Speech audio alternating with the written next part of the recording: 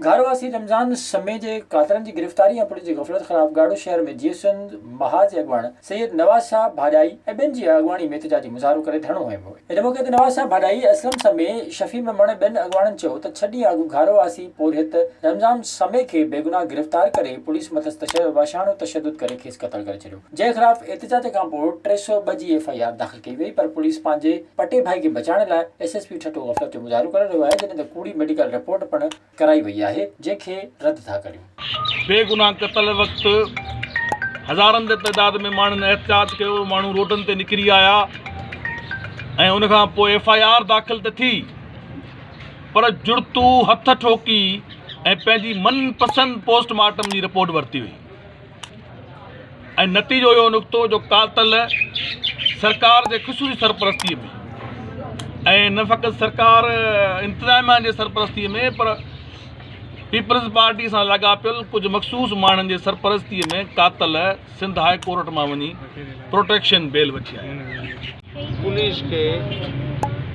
शुरूआत कयो वियो आहे, जंहिंजो नतीजो इहो आहे त 4 बोरियूं साड़ियुनि जूं जंहिंमें माण्हू खे खणी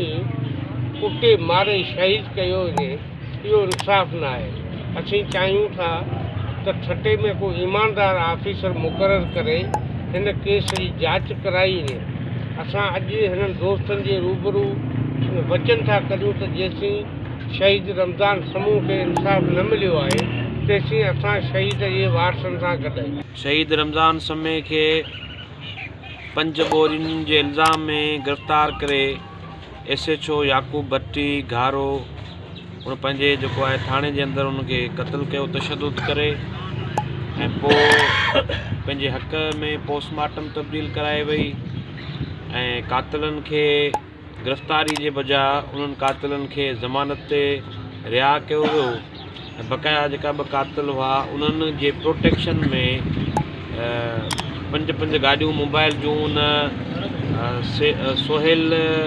आराई जे बंगले ते ऐं उनजे फार्म हाउस ते ॿाहिरियूं वयूं। हुननि चयो त एसएसपी ठटो 24 कलाकनि जो वाइदो कयो हो जवाबदार गिरफ़्तार कंदासीं, पर उन ते अमल न थियो, जंहिं ख़िलाफ़ भरपूर मुहिम जी शुरूआत कई वई आहे। जेसीं कातिल गिरफ़्तार न थींदा तेसीं जदोजहद जारी रहंदी। विज़िट कयो अवामी आवाज़ मीडिया ग्रुप जी वेबसाइट awamiawaz.pk